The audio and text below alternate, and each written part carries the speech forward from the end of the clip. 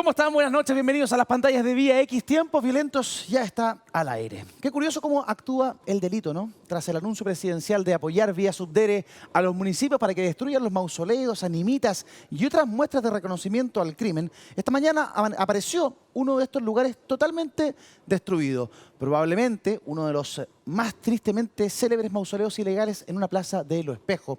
Pero no solo eso, junto a los escombros, un cartel con la leyenda Bukele de cartón.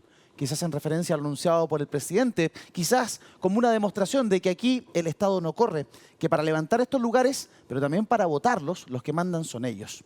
Bueno, por otra parte, la Corte Suprema, y por gentileza de su vocera Ángela Vivanco, se ha puesto en el ojo del huracán por el conflicto de las ISAPRES. La vocera de la Corte señaló a La Tercera que los beneficiados con el fallo de la Corte eran quienes habían demandado a las ISAPRES, contradiciendo sus propias palabras de hace algunos meses, y también reinterpretando lo que el mismo fallo señaló. La crisis ha escalado al punto que el propio presidente de la Corte Suprema, Juan Eduardo Fuentes, catalogó los dichos de la vocera como declaraciones personales. Nos acompañan hoy Elizabeth Rodríguez, Rodrigo Rettig y el senador Kenneth Pugh. Y por supuesto, nuestro querido abogado Mauricio Daza. Bienvenidos a Tiempos Violentos.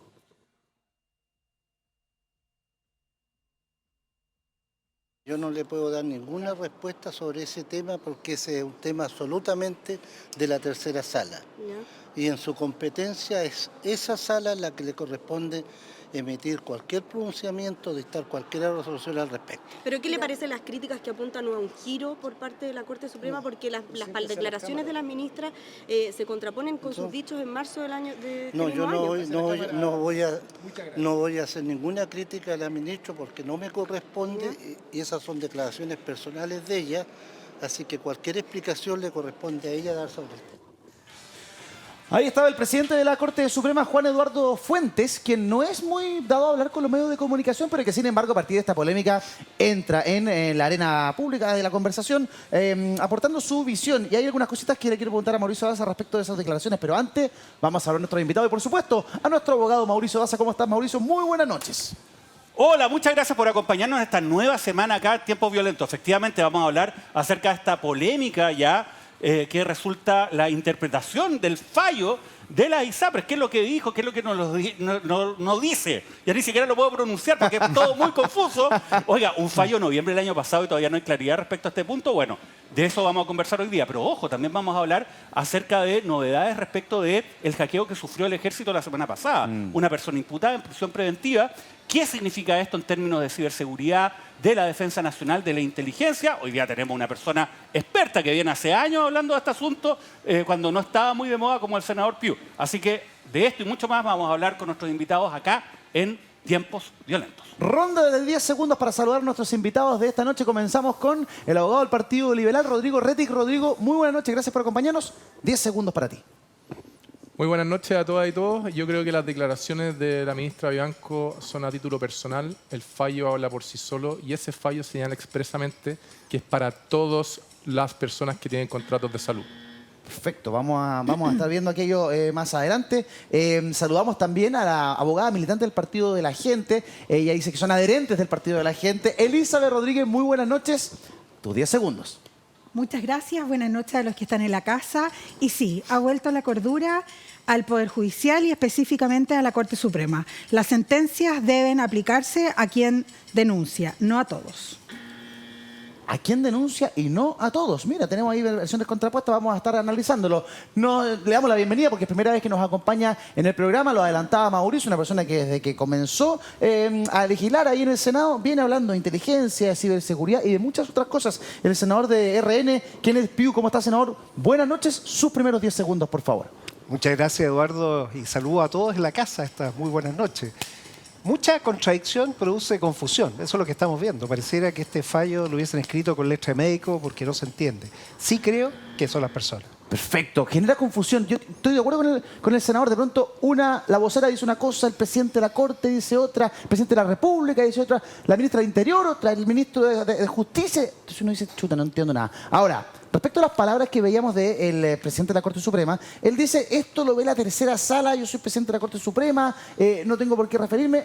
Mauricio Daza, por favor, una pincelada de cultura legal y explicarnos ¿Qué es la tercera sala? ¿Por qué el presidente de la Corte Suprema no se puede referir al tema en profundidad? Explícanos un poquito esa parte del conflicto.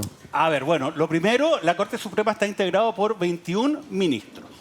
Pero ellos no conocen todas las causas, los 21 al mismo tiempo en un pleno, sino el funcionamiento a través de salas que ven distintas materias. Regularmente funciona en 3 salas y extraordinariamente en 4. Extraordinariamente cuando hay muchas causas que analizar y para que no exista un retraso. Hoy día funciona en 4. La primera sala ve temas civiles, la segunda sala ve temas penales. La tercera sala, que es donde pertenece la ministra Bianco y que dictó este fallo, ve temas constitucionales y administrativos, y la cuarta sala ve temas laborales. Entonces, el tema es que el presidente de la Corte Suprema no pertenece a aquella sala que conoció de estos recursos de protección y que dictó este ya controvertido fallo, ¿no? Porque eso es materia de la tercera sala de la Corte Suprema. Entonces le pregunta al presidente qué es lo que hizo. Yo no formo parte de esa sala. ¿A quién le corresponde definir el sentido y alcance de este fallo? Es a la sala que lo dictó, que es la tercera sala. Uno dirá, oiga, pero ¿se tendrá que reunir el pleno, los 21, para acordar qué es lo que ocurre con esto? No, la verdad es que no.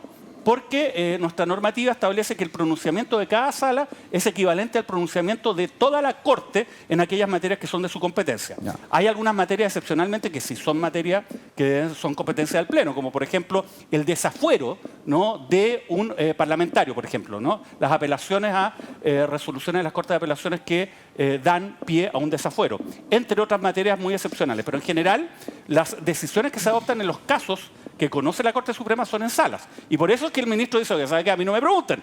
Esto lo tendrá que ver la sala y el famoso y anunciado recurso, entre comillas, de aclaración que señaló el gobierno que va a presentar, va a terminar precisamente en la tercera sala, que es la que va a definir esta materia. Ya, a ver, vamos al origen de este tema.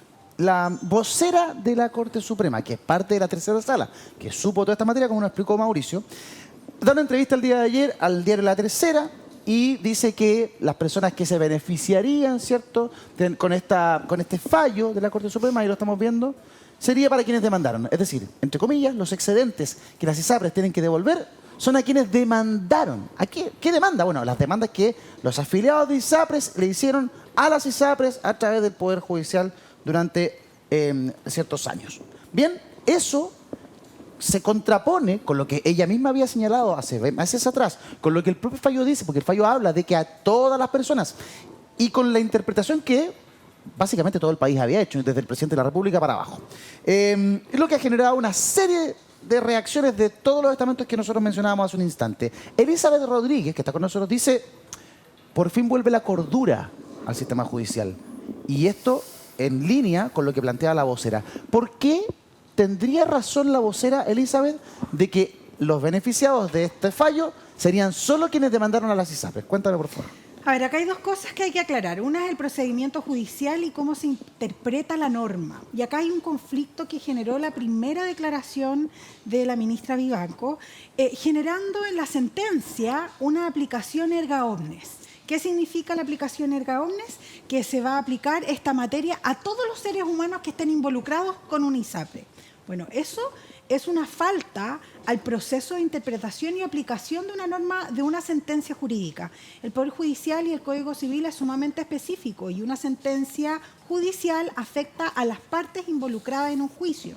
Por lo tanto, en una interpretación restricta, es decir, ajustada a derecho, quienes son beneficiarios directamente de esta sentencia son aquellos que han y son parte en el tribunal. Entonces, esta aplicación casi sui generis de tratar de restituir el derecho para que las ISAPRES se hagan responsables del transcurso del tiempo y una modificación unilateral, obedecía a una economía procesal, dijo la ministra. ¿Eso qué significa? Significa que evitemos que las personas que estaban sujetos a esta evaluación con las ISAPRES, a esta relación con las ISAPRES, evitásemos que recurrieran a un juicio, a un tribunal, y por lo tanto, ¿qué hacía la Corte? Aplíquenselo para todos. Pero eso está fuera y eso se aleja a la normativa específica de a quienes afecta una norma jurídica. Ya. Entonces, ahí está el conflicto. Sí. Yo entiendo a la ministra Vivanco cuando dice quiénes son los beneficiarios, aquellos que están involucrados en un procedimiento judicial. Ahora, esto no para acá, y esto es sumamente importante, Eduardo, señalarlo. A ver. Quien quiera demandar en este minuto a las ISAPRES y que no lo ha hecho, tiene su justo derecho de iniciar la acción hoy, que es lo que en la primera sentencia de diciembre del año pasado el Poder Judicial, en este momento la Corte Suprema, quería evitar. Como no se puede evitar, es importante que las partes demanden. Perfecto. Rodrigo Rettig, ¿cuál es tu visión? ¿Por qué crees que hay un error en lo que planteó la vocera de la Corte Suprema? Sí, nosotros podemos citar los casos de estafas piramidales, en donde hay muchas víctimas y no todas se querellan. En un par de resoluciones de los juzgados de garantía se ha establecido que se debe beneficiar a todos aquellos que fueron víctimas, no tan solo a quienes se querellaron contra los presuntos victimarios. Ahí tenemos un elemento como de política comparada a título de resoluciones judiciales. En segundo término, me parece que el presidente de la Corte Suprema es claro al señalar el día de hoy que lo que declaró la ministra Vivanco son declaraciones personales, en negrita y subrayado, personales. Y a renglón seguido, yo quiero citar expresamente el fallo de la Corte Suprema que acoge este requerimiento con el efecto, como bien dice Eli, pero que no está de acuerdo, que es erga omnes. Dice explícitamente: esta Corte deberá declarar como ilegal y arbitrario el hecho de mantener su vigencia con carácter general para todos los contratos individuales de salud que administra y a los que aplica, ordenando las medidas que se indicarán en los resolutivos de la sentencia. Es decir, la Corte Suprema, a través del fallo de la tercera sala, ya habló. Ese fallo no fue objeto de recursos, por lo tanto entiendo que está firme y ejecutoriado, y ese fallo señala que es para efectos de todas las personas que tienen contratos de salud. En consecuencia, me parece que la ministra Vivanco, como todo funcionario público, como toda persona que trabaja, puede decir algo que no es estrictamente correcto, y lo anterior deberá ser objeto de ratificación por la tercera sala, porque me parece evidente que tienen que salir a explicar esta disyuntiva que se ha generado en virtud de la entrevista de la ministra. Línea argumental muy similar a la que planteó desde un comienzo el ministro de Justicia y Derechos Humanos, Luis Cordero, a quien revisamos a continuación.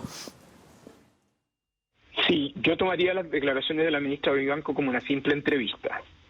Esta expresión, que pareciera ser algo como un simple dicho, es la manera en que los estudiantes de Derecho son educados de su primer año de facultad.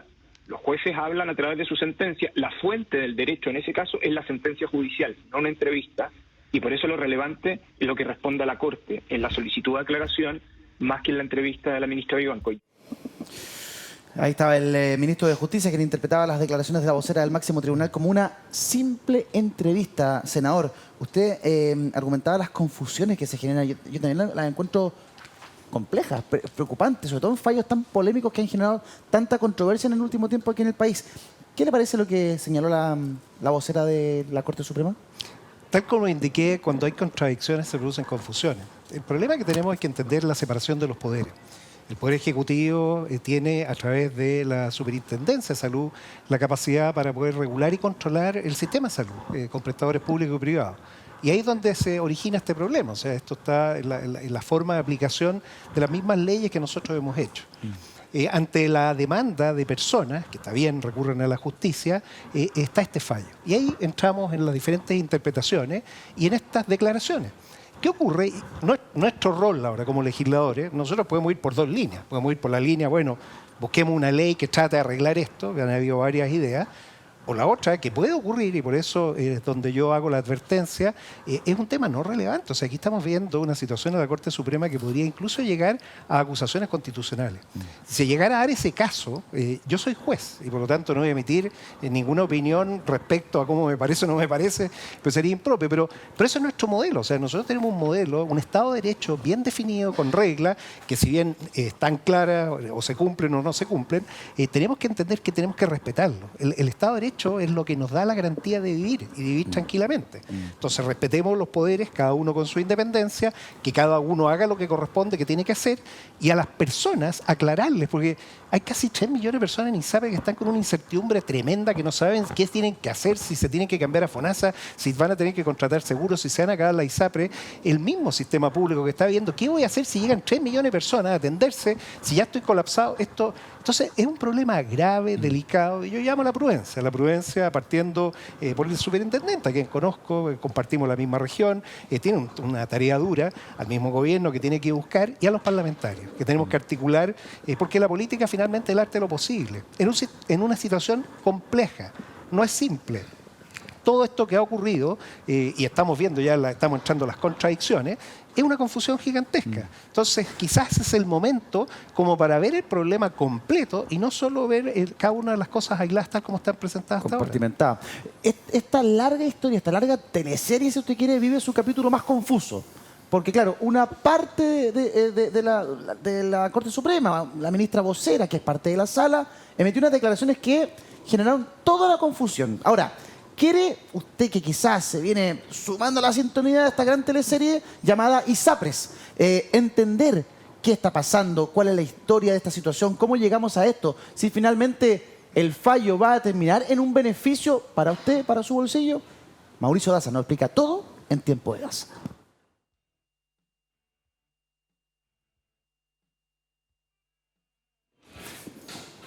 Muy bien, a ver, vamos a analizar de qué se trata esto, porque es una confusión enorme respecto no de cualquier fallo. Acá estamos hablando de un fallo que involucraría, ya no se sabe exactamente, pero hasta algunos días atrás, involucraría el pago de 1.400 millones de dólares por parte de las ISAPRES a afiliados respecto de cobros excesivos que se habrían aplicado durante una larga cantidad de años por una aplicación abusiva de una denominada tabla de factores. Pero bueno, partamos por el comienzo. ¿Qué es lo que ocurrió? Lo que ocurrió es que la Corte Suprema conoció de un conjunto de recursos que se presentaron por parte de las ISAPRES en contra de sentencias dictadas por muchas cortes de apelaciones en recursos de protección. Recursos de protección donde los afiliados estaban reclamando que las ISAPRES le estaban aplicando cobros que eran excesivos. ¿Y por qué eran estos cobros excesivos? Porque estaban aplicando cobros a partir de factores los cuales estaban fuera de aquellos definidos por parte de la Superintendencia de Salud el año 2019 y que empezaron a aplicarse en abril del año 2020. ¿Qué es lo que ocurrió? La Corte Suprema, al fallar todos estos recursos, dictó resoluciones los cuales generaban un cambio, porque parecían señalar de que habían criterios que se tenían que aplicar de manera universal. ¿Y qué es lo que señalaban en estos fallos? Que fueron varios fallos que fueron dictados, como vamos a ver ahora en esta imagen, en contra de casi todas las ISAPRES del sistema. ISAPRE Colmena Golden Cross, ISAPRE Fundación Banco Estado, ISAPRE Vida 3, ISAPRE Banmédica S.A., Nueva Vida S.A., ISAPRE Club Blanc S.A. y Consalud S.A. En este conjunto de ISAPRES. Ahora, ¿qué es lo que se falló? Se falló lo siguiente. Se dijo, mire, número uno, todas las ISAPRES deben contar únicamente con un plan base por cada contrato de salud y no por cada beneficiario. Uno de los dos componentes a partir de los cuales se cobran los planes de salud es un plan base. Y lo que se dijo, mire, el plan base es universal para todos. Eso es lo primero. Lo segundo, se debe ajustar el precio de los planes en el segundo componente, que es un componente variable que tiene que ver con la tabla de factores. ¿Y qué es lo que le dijeron? Mire, precio base universal para todos y tabla de factores, usted no aplica la que quiera.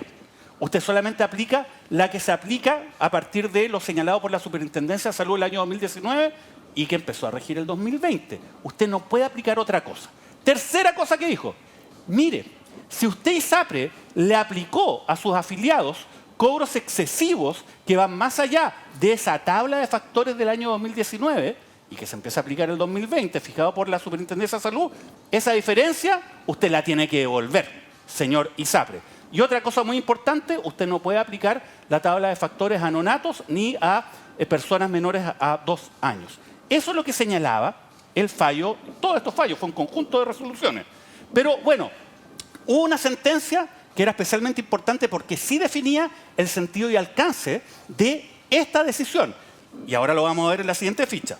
Era una de las causas, fueron falladas todas en conjunto. La 16630 de 2022. En el considerando 28, mire, lo vamos a leer para que no haya duda. Este es el texto del fallo. Dice, la Superintendencia de Salud, en ejercicio de su facultad de fiscalización y dentro del plazo de 6 meses, determinará el modo de hacer efectiva la adecuación del precio final de todos los contratos de salud. Insisto, de todos los contratos de salud administrados por la recurrente a los términos de la tabla única de factores contenida en la circular. O sea, ¿qué es lo que se dice? Mire, ¿sabe qué? A todos los contratos usted le tiene que aplicar la tabla de factores. A todos. Los que usted administre, señor No Isapre. especifica al que demandó, al que no demandó, al que estaba en China, estaba en China, no da lo mismo. Nada, a todos. Pero además hay otro componente. Este es el considerando 28, ahora el número 7 de este rol 16630-2022. ¿Qué es lo que agrega? Dice, la Superintendencia de Salud dispondrá además las medidas administrativas para que en el evento que la aplicación de la tabla única de factores contenida en la circular de la Superintendencia de Salud determine un precio final del contrato inferior al cobrado y percibido por la recurrida, o sea, la recurrida, que en este caso son la ISAPRE, recibió más, entonces las cantidades recibidas en exceso y cuyo cobro no esté prescrito deben ser restituidas como excedente de cotizaciones. Eso es lo que señala, o sea, está claro de que por lo menos del tenor de este fallo se aplica a todos. Ahora, ¿cuál es el tema? Todo el mundo interpretó esta situación, por eso es que incluso las ISAPRE dijeron, oiga, ¿sabe qué? Nos están cobrando más o menos 1.400 millones de dólares y le vamos a tener que devolver a todos los excedentes desde abril del año 2020, cuando empezó la tabla de la Superintendencia de Salud. Oiga, es imposible, vamos a quebrar. Todos lo interpretaron así. Y se generó una ley corta que mandó el Ejecutivo, un proyecto de ley alternativo de los senadores Walker, Rincón, Chaguán, Macaya y Galilea, y todos partían de esa base. Más aún, la vocera de la Corte Suprema, en una entrevista al Diario Financiero el 16 de marzo, dijo esto. Escúchenlo. Este es un fallo de efectos generales para todos aquellos que han sido afectados por la imposición de tablas de factores que no correspondían. Y en consecuencia, la dimensión de eso, de cuántos son y en qué medida, depende de los tiempos, depende del grupo familiar, depende de la ISAPRE, del plan y de los factores que se aplicaron.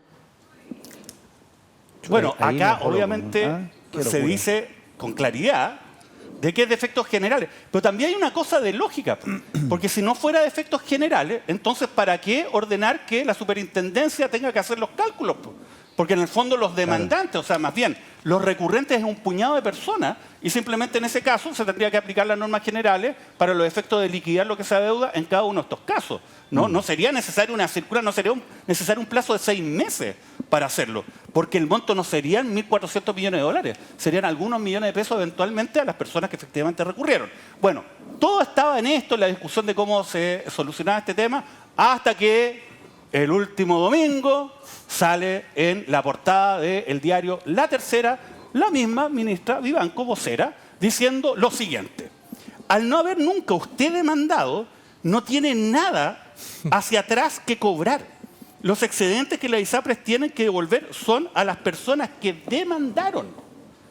O sea, la verdad es que es una versión absolutamente distinta a aquella a la cual se había señalado. Ahora, claro, la ministra Vivanco es parte de la tercera sala que tiene que resolver esto, pero las salas de la Corte funcionan legalmente constituidas con todos sus miembros y con una votación, ¿no?, donde ellos tienen que pronunciarse respecto a este tema. Entonces no le corresponde a la ministra, al parecer, ¿no? Tampoco tenía el apoyo, el conocimiento de los demás miembros de la Corte Suprema respecto a estos dichos, poder señalar esto según muchos. Ahora, esa es una controversia que también tiene en todo caso otro tema, ¿no? Un poco lo que decía Eli respecto de cuáles son los efectos de la sentencia. Es que, Mauricio, quedé impresionado con las dos versiones de Ángela Vivanco, la de marzo y la de ahora. Pues son dos personas completamente distintas. No se entiende que hace 3 meses ella dice que es para todos, ¿cierto? En ningún momento dice no depende de si usted demandó o no demandó, pero hoy día sí lo señala. Entonces ahí uno dice, no entiendo nada. Ahora, lo que yo sí he leído, Mauricio, y he visto comentarios de expertos, especialistas, abogados que escriben en los diarios, que dicen que, muy coloquialmente, el fallo de la Corte Suprema está pasado.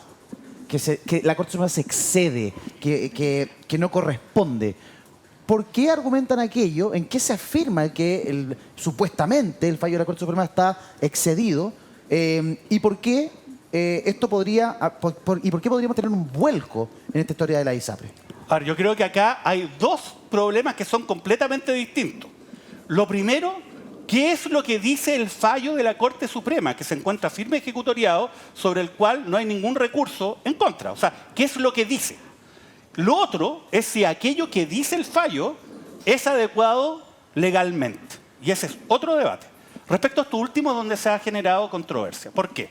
Porque tal como tú dices, y lo vamos a ver ahora en una imagen, hay una norma que es conocida por lo menos para todos quienes estudiamos Derecho, que es el inciso segundo del artículo 3º del Código Civil. ¿Qué es lo que dice esta norma? Dice, las sentencias judiciales no tienen fuerza obligatoria, sino respecto de las causas en que actualmente se pronunciaren. O sea, lo que señala es que los efectos de los fallos solamente se radican en las partes que intervienen en cada causa. Entonces, ¿qué es lo que han dicho muchas personas? Han dicho, oiga, ¿sabe qué? Con este fallo se está violando claramente la ley porque se vulnera esa norma. Entonces uno dirá, oye, pero ¿cómo la Corte Suprema está violando manifiestamente la ley? Como todo en derecho, y esa es la gracia, por lo menos a quienes nos gusta esto, puede ser no tan así. Porque hay otra norma. Hay otra norma que no es legal, que está con rango constitucional y que además es una norma especial, que es una norma que regula el denominado recurso de protección. Y fíjense lo que dice esta norma. Esta norma dice, también lo vamos a ver ahora en esta imagen. El artículo 20 de la Constitución, en una parte, sostiene que la Corte, conociendo este recurso, fíjese, adoptará de inmediato las providencias que juzguen necesarias para restablecer el imperio del derecho y asegurar la debida protección del afectado.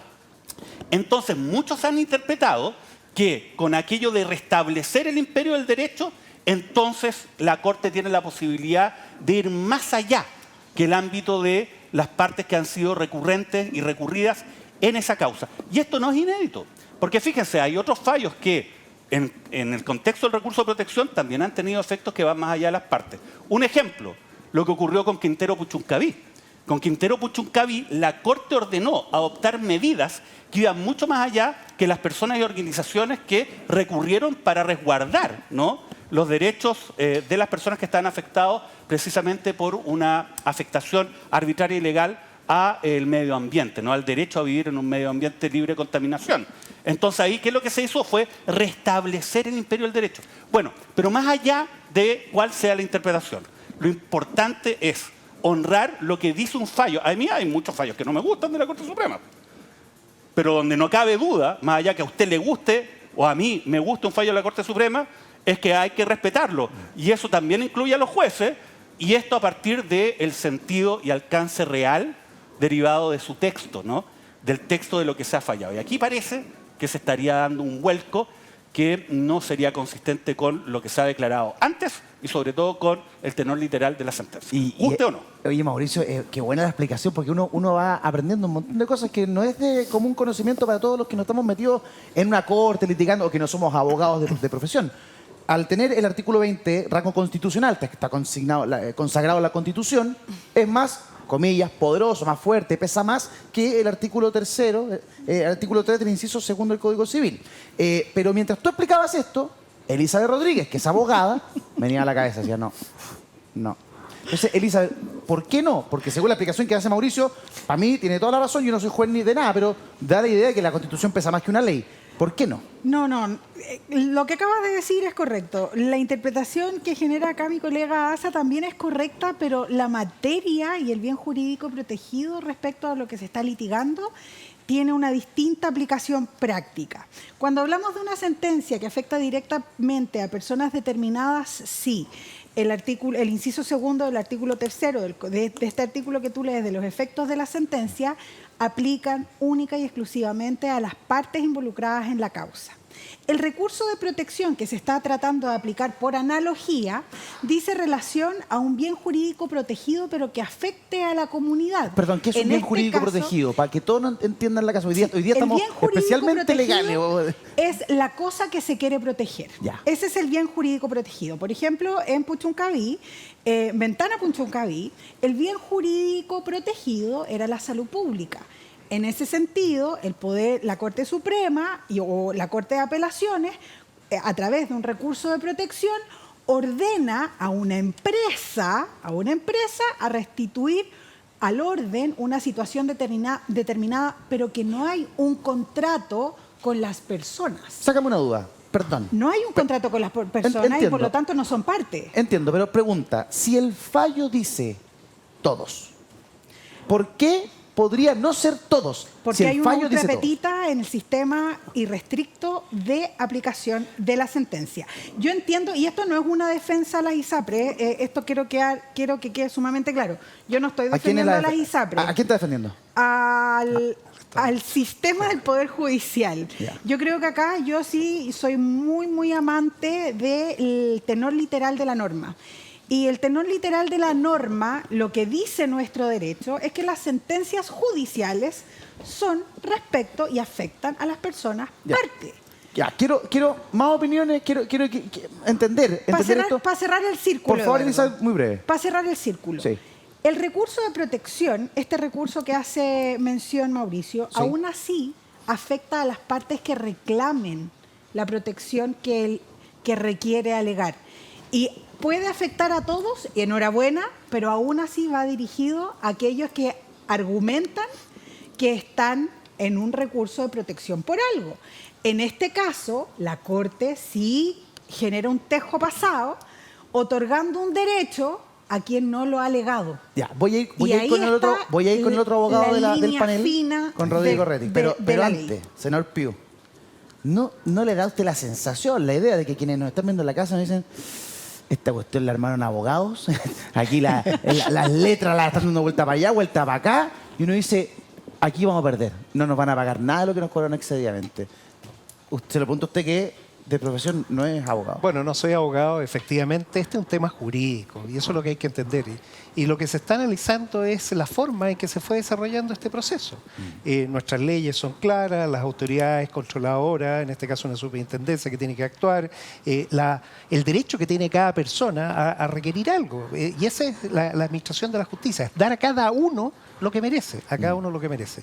Ahora estamos entrando a hilar fino. Ese es el tema de si efectivamente el fallo es para todos o si efectivamente esto solo aplicaría a aquellos que han demandado. Y ahí es donde digo, bueno, esto ya se ha complicado. Y aquí estamos en un tema bien delicado y por eso yo no quiero pronunciarme ni siquiera con respecto a la ministra, lo que haya dicho, yo me reservo la opinión. Pero sí explicarle a los auditores que esto es un tema muy delicado. ¿Por qué? Porque está de por medio algo que es esencial. La salud no es la ausencia de enfermedad, es la capacidad, el completo estado de bienestar de las personas. Y es lo básico, o sea, todos los días nosotros necesitamos algo, de algo. Y no tener una protección de algo que es esencial, cuando se veía el vivir en un medio ambiente libre de contaminación. Eso dice nuestra Constitución, o sea, es un derecho constitucional. Bueno, lo mismo estamos hablando ahora, o sea, estamos hablando sobre algo que afecta internamente a las personas y las personas están preocupadas. Claro. Yo no quiero que quede la sensación de que este es un problema de trincheras políticas, de defensa a algún sistema de salud. No, aquí lo que queremos ver es que se resuelva como corresponde y se resuelva bien y darle tranquilidad a las personas en sus casas. Sí, a mí, ¿sabes lo que me preocupa, Rodrigo? Es que quede la idea, la percepción instalada de impunidad. Sí. De que aquí hubo un fallo que era para todos, que a todos, a los afiliados se les cobró en exceso, más o menos según la tabla de factores, según las distintas ecuaciones, ¿cierto? Y que hoy día, por vía legal, podrían no terminar pagándole a todas las personas a las que se les cobró excesivamente. Eso yo creo que también lesiona muchísimo la sana convivencia del país. Sí, por supuesto. Y la particularidad de este fallo es que se enmarca en una regulación o en normas que están reguladas en un libro que se llama, sorpresa, Constitución, ¿cuánto se llama? Política de Chile. Constitución Política de la República. De la República, perdón. Es un libro que contiene normas jurídicas, pero que también contiene efectos políticos. El fallo de la Corte Suprema está enmarcado, a mi modo de ver, a discrepancia de lo que dice él y lo que plantea es básicamente cuidemos el Estado de Derecho, que el Poder Judicial solo pueda fallar en aquella cancha que la ley le señaló.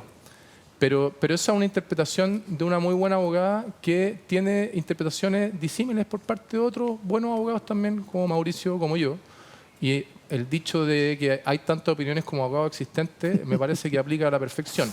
Pero la ventana que se abre para transitar una ruta de comprender de que el argumento de Mauricio y el que sostengo yo puede ser más verosímil del de Eli, es aquella parte del artículo 20 del recurso de protección que citó Mauricio y que permite abrir una ventana para que la Corte Suprema permita estos fallos erga omnes.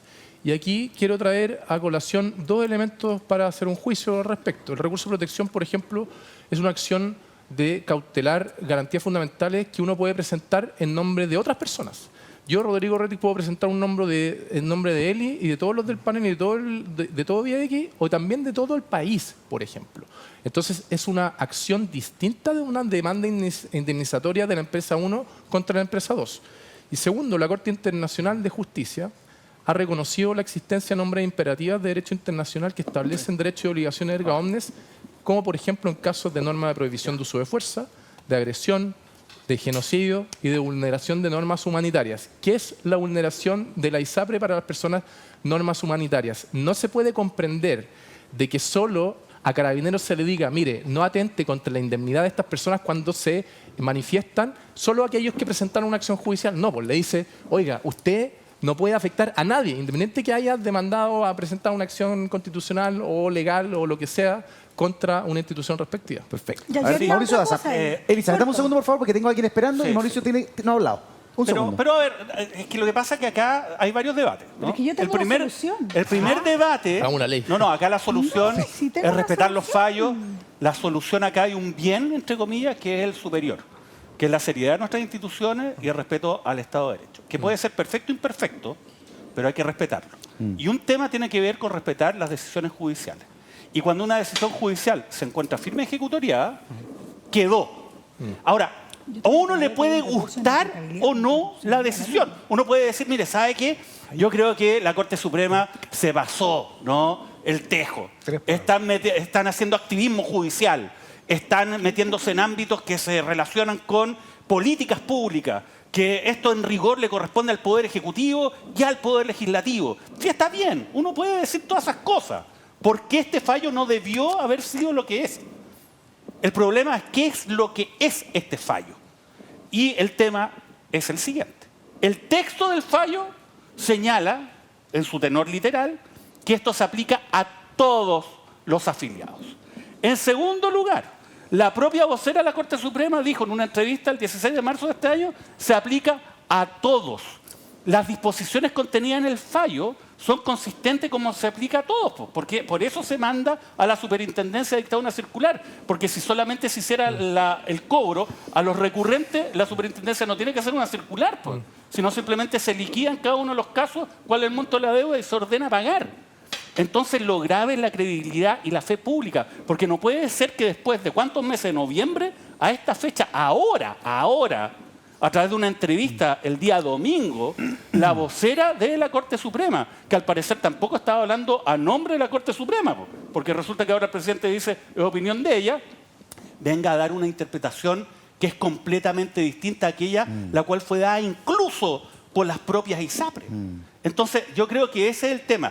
El fallo puede ser malo o bueno, pero aquello que es en nuestro sistema se debe cumplir. Sí, a mí me gusta mucho al tenor, a la luz de las opiniones que han aparecido, partiendo por supuesto por la de la vocera de la Corte Suprema, preguntar distintas opiniones de personas o actores que han sido relevantes en la materia. Una de aquellas voces es, por supuesto, el exministro de Salud, Jaime Mañalich, que está con nosotros en Tiempos Violentos.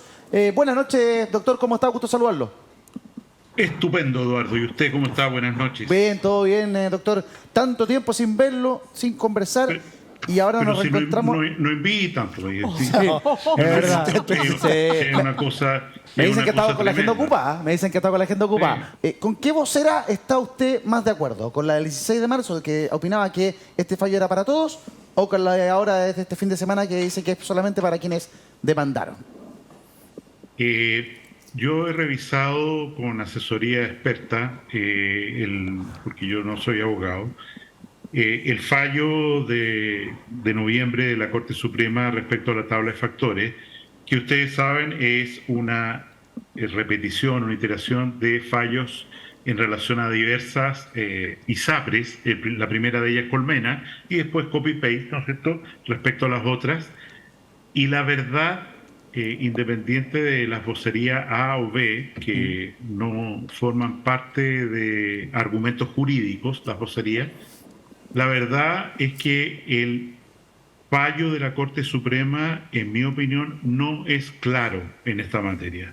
¿Dónde está la nebulosa? Es absolutamente claro, sin entrar en detalles de considerandos del artículo 27, 26, 28, que es el núcleo, digamos, de las consideraciones que hace la tercera sala antes de pronunciarse en este fallo con un voto minoritario en contra del ministro Muñoz.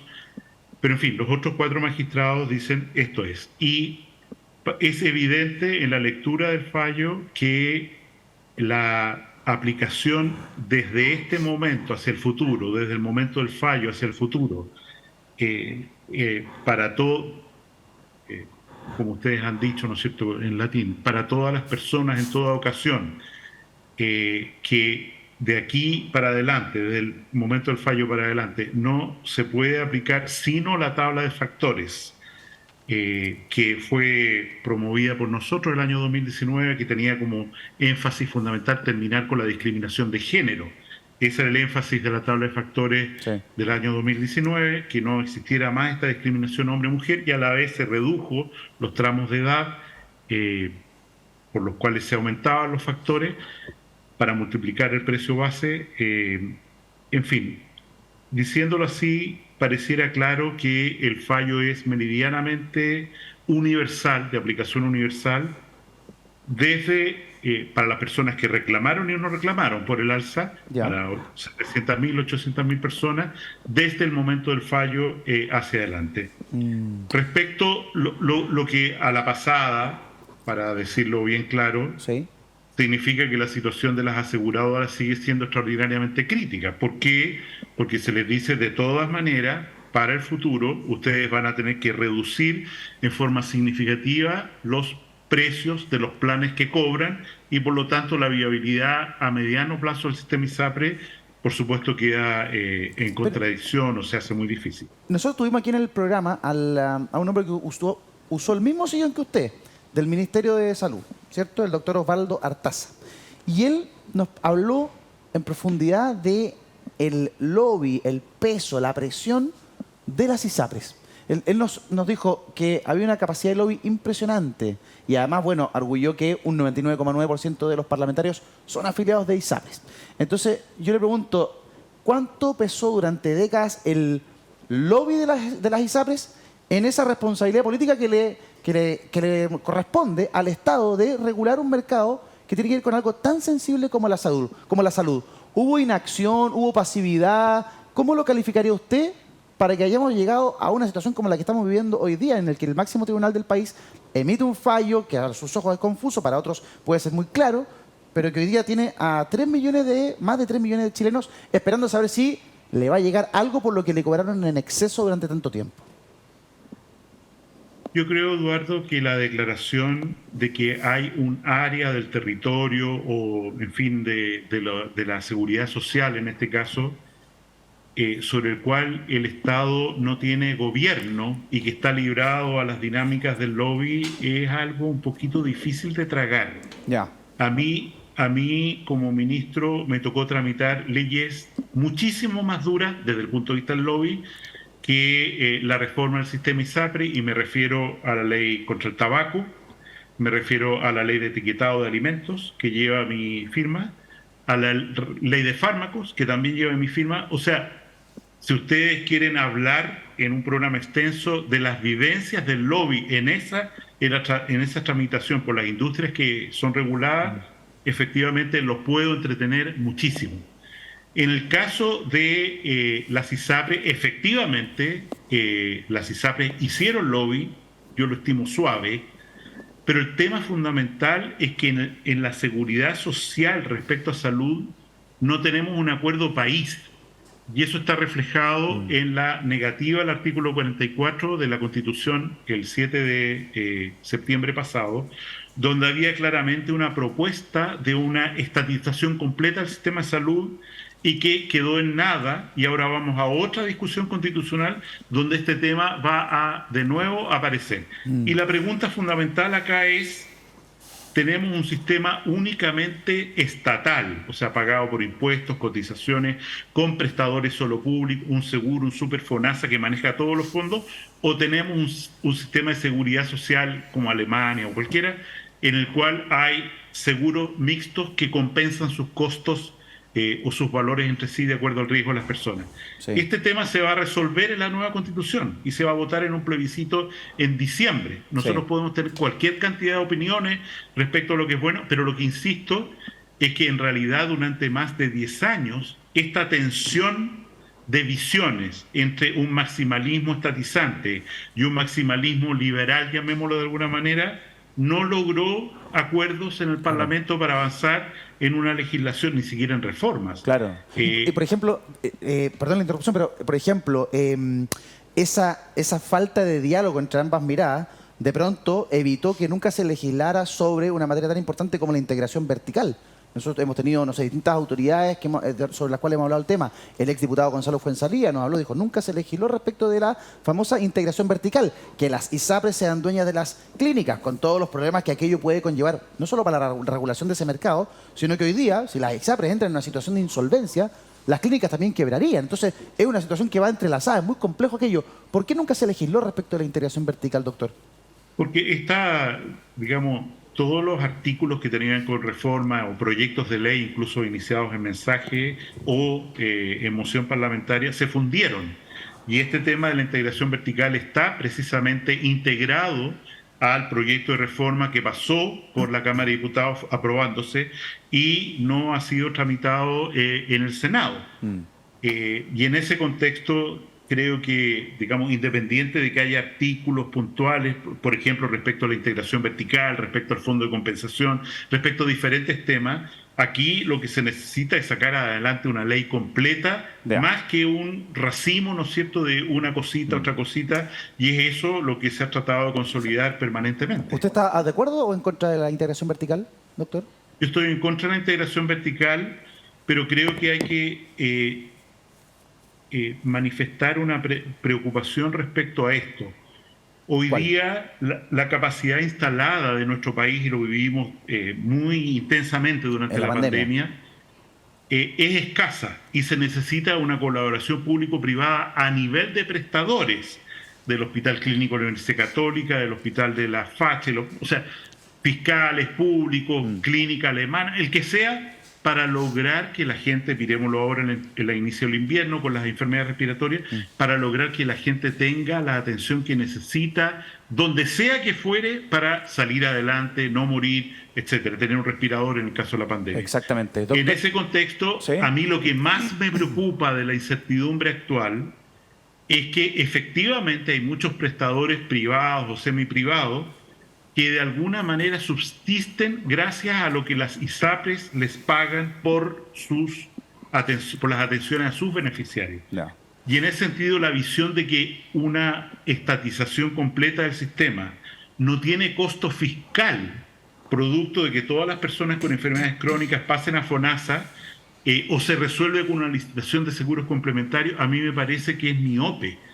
La cantidad de dinero que requiere FONASA para hacerse cargo a través de prestadores público-privados de esta carga asistencial excede en un 10% en exceso el presupuesto que tiene FONASA hoy día, que son 12 billones de pesos. Le quiero agradecer el contacto con Tiempos Violentos, doctor Mañalich. Un gusto verlo, como siempre. Cuando quiera, nos viene a ver aquí al estudio. La puerta abierta. Encantado, gracias por Tiempos Pacíficos hoy día. Ojalá vengan luego, los necesitamos. Abrazo, que esté bien, buenas noches, nos vemos. El doctor Jaime Mañalich, ex ministro de Salud en Tiempos Violentos. Regresamos de inmediato, hacemos una pausa y ya volvemos.